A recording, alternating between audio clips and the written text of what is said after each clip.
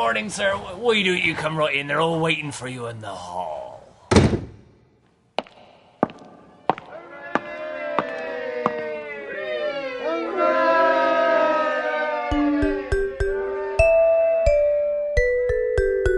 'Twas Christmas Day in the workhouse, the merriest day of the year. The paupers and the prisoners were all assembled there. In came the Christmas pudding, when a voice that shattered glass said, "We don't want your Christmas pudding, so stick it with the rest of the unwanted presents."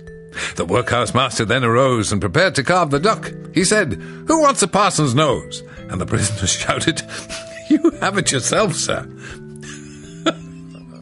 The vicar brought his Bible and read out little bits, said one old crone at the back of the hall. "This man gets on very well with everybody." The workhouse mistress then began to hand out Christmas parcels. The paupers tore the wrappers off and began to wipe their eyes, which were full of tears. The master rose to make a speech, but just before he started, the mistress, who was 15 stone, gave 3 loud cheers and nearly choked herself. Then all the paupers then began to pull their Christmas crackers. One pauper held his too low down and blew off both his paper hat and the man's next to him.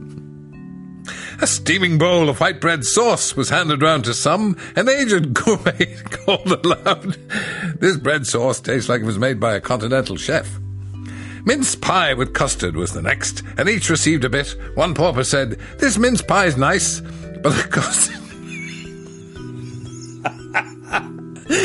the custard tastes like the bread sauce we had in the last verse."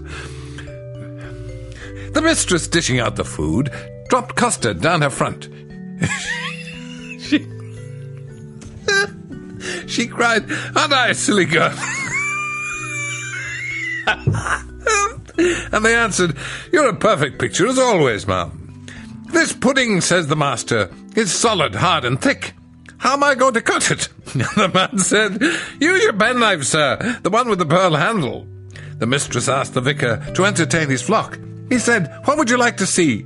And they cried, "Let's see your conjuring tricks. They're always worth watching." "Your reverence, may I be excused," said one benign old chap. "I don't like conjuring tricks. I'd sooner have a carol or two around the fire." So then they all began to sing, which shook the workhouse walls. "Merry Christmas!" cried the master, and the inmates shouted, "Best of luck to you as well, sir."